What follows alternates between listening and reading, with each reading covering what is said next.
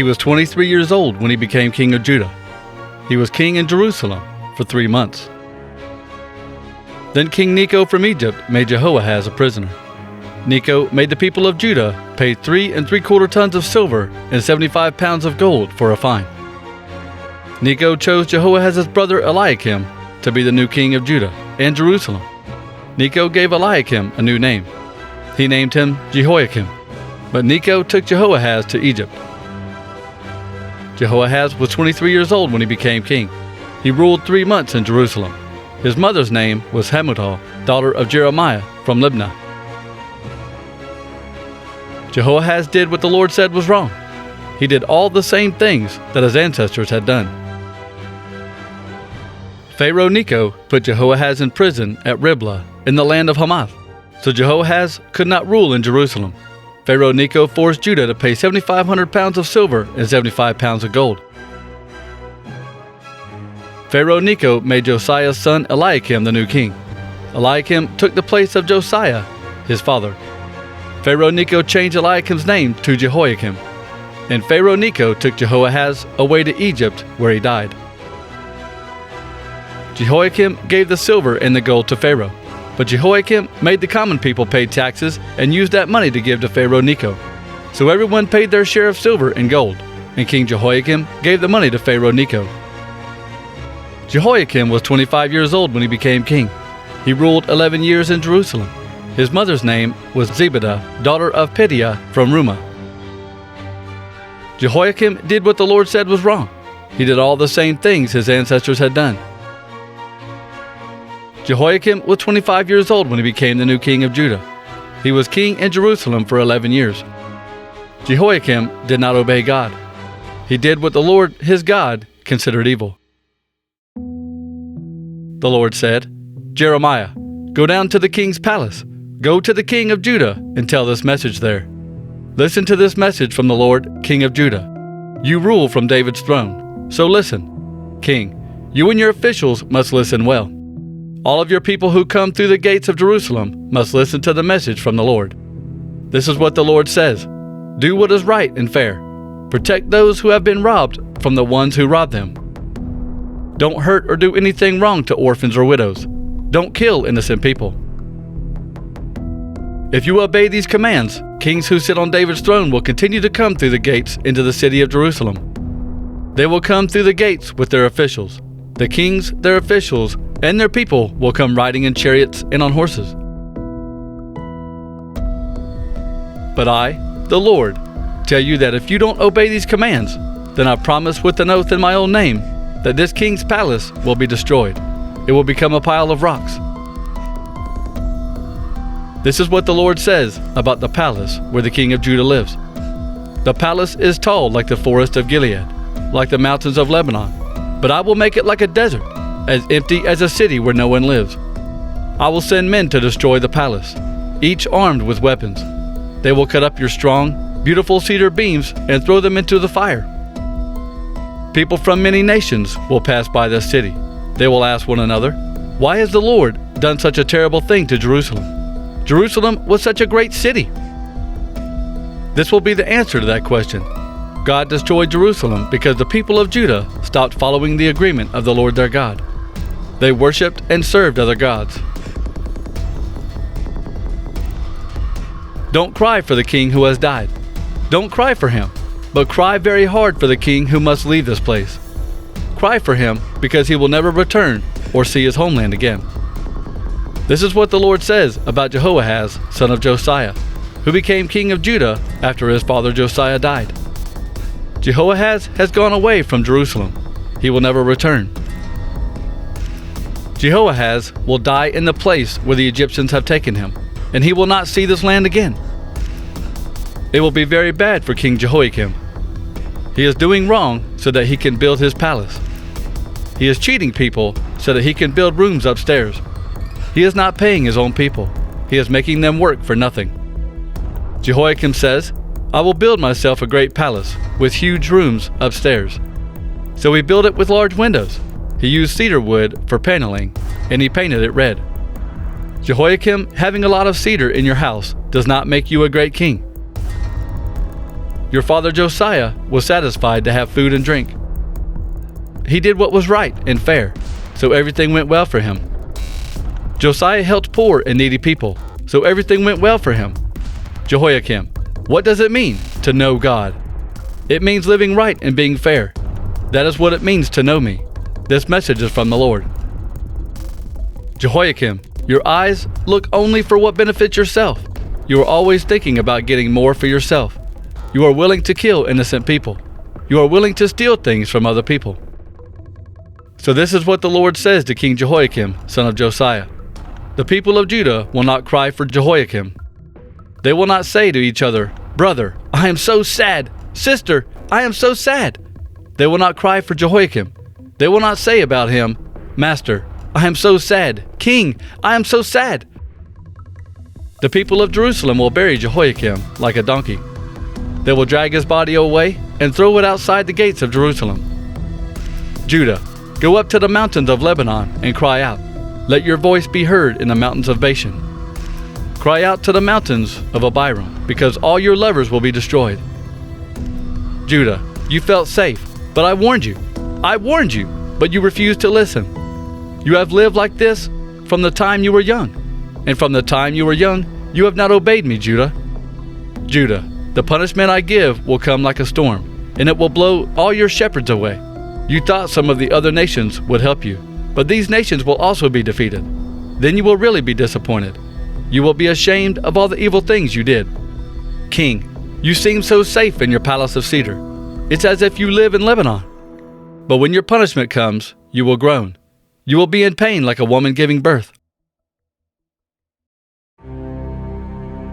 This message came from the Lord during the first year that Jehoiakim, son of Josiah, was king of Judah. The Lord said, Jeremiah, stand in the temple yard of the Lord. Give this message to all the people of Judah who are coming to worship at the temple of the Lord. Tell them everything that I tell you to speak. Don't leave out any part of my message. Maybe they will listen and obey my message. Maybe they will stop living such evil lives. If they change, I will change my mind about my plans to punish them. I am planning this punishment because of the many evil things they have done. You will say to them, this is what the Lord says. I gave my teachings to you. You must obey me and follow my teachings. You must listen to what my servants say to you. The prophets are my servants. I have sent my prophets to you again and again, but you did not listen to them. If you don't obey me, I will make my temple in Jerusalem just like my holy tent at Shiloh. People all over the world will think of Jerusalem when they ask for bad things to happen to other cities. The priests, the prophets, and all the people heard Jeremiah say all these words at the Lord's temple. Jeremiah finished speaking everything the Lord had commanded him to say to the people. Then the priests, the prophets, and all the people grabbed Jeremiah. They said, You will die for saying such terrible things. How dare you say such a thing in the name of the Lord? How dare you say that this temple will be destroyed like the one at Shiloh? How dare you say that Jerusalem will become a desert with no one living in it? All the people gathered around Jeremiah in the temple of the Lord. Now the rulers of Judah heard about everything that was happening, so they came out of the king's palace. They went up to the Lord's temple. They took their places at the entrance of the new gate. The new gate is a gate leading to the Lord's temple.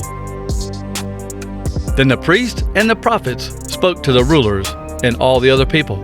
They said, Jeremiah should be killed. He said bad things about Jerusalem. You heard him say those things. Then Jeremiah spoke to all the rulers of Judah and all the other people. He said, The Lord sent me to say these things about this temple and this city. Everything that you have heard is from the Lord. You people, change your lives. You must start doing good. You must obey the Lord your God. If you do that, He will change His mind. He will not do the bad things He told you about. As for me, I am in your power. Do to me what you think is good and right. But if you kill me, be sure of one thing. You will be guilty of killing an innocent person. You will make this city and everyone living in it guilty too. The Lord really did send me to you. The message you heard really is from the Lord. Then the rulers and all the people spoke. They said to the priests and the prophets, "Jeremiah must not be killed. What he told us comes from the Lord our God." Then some of the elders stood up and spoke to all the people.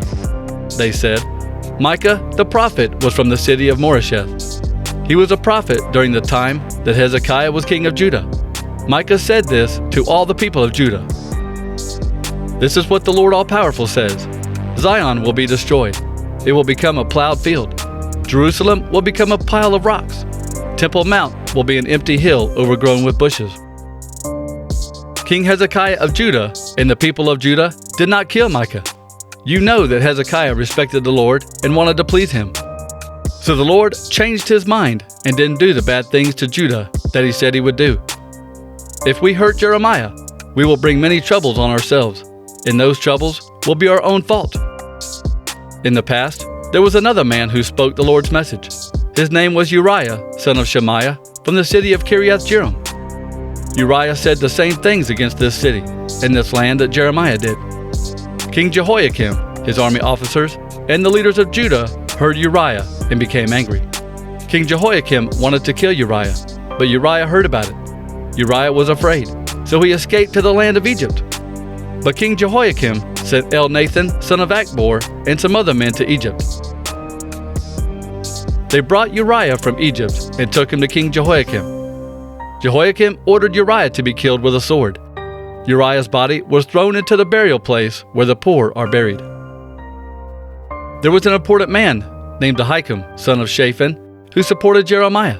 He kept Jeremiah from being killed by the priests and prophets. In the time of Jehoiakim, King Nebuchadnezzar of Babylon came to the country of Judah. Jehoiakim served Nebuchadnezzar for 3 years. Then Jehoiakim turned against Nebuchadnezzar and broke away from his rule. The Lord sent groups of Babylonians, Arameans, Moabites, and Ammonites to fight against Jehoiakim. He sent them to destroy Judah. This happened just as the Lord had said. He used his servants and prophets to say those things. The Lord commanded this to happen to Judah. In this way, he would remove them from his sight. He did this because of all the sins that Manasseh had committed. He did this because Manasseh killed many innocent people and filled Jerusalem with their blood. The Lord would not forgive these sins. This is the message that came to Jeremiah concerning all the people of Judah. This message came in the 4th year that Jehoiakim, son of Josiah, was king of Judah. The 4th year of his time as king was the 1st year that Nebuchadnezzar was king of Babylon. This is the message that Jeremiah, the prophet, spoke to all the people of Judah and all the people of Jerusalem. I've been a prophet for these past 23 years, from the 13th year that Josiah, son of Ammon, was the king of Judah. And from that time until today, I have spoken messages to you from the Lord again and again, but you have not listened. The Lord has sent his servants, the prophets, to you over and over again. But you have not listened to them. You have not paid any attention to them. Those prophets said, "Change your lives and stop doing evil. If you change, you can return to the land that the Lord gave you and your ancestors long ago. He gave you this land to live in forever. Don't follow other gods. Don't serve or worship them. Don't worship idols that someone has made. That only makes me angry with you. By doing this, you only hurt yourselves. But you did not listen to me. This message is from the Lord. You worshipped idols that someone made, and that made me angry, and it only hurt you. So this is what the Lord All-Powerful says. You have not listened to my messages. I will soon send for all the tribes of the north. This message is from the Lord. I will soon send for King Nebuchadnezzar of Babylon. He is my servant. I will bring those people against the land of Judah and against the people of Judah.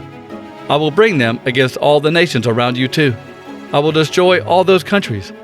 I will make those lands like empty desert forever.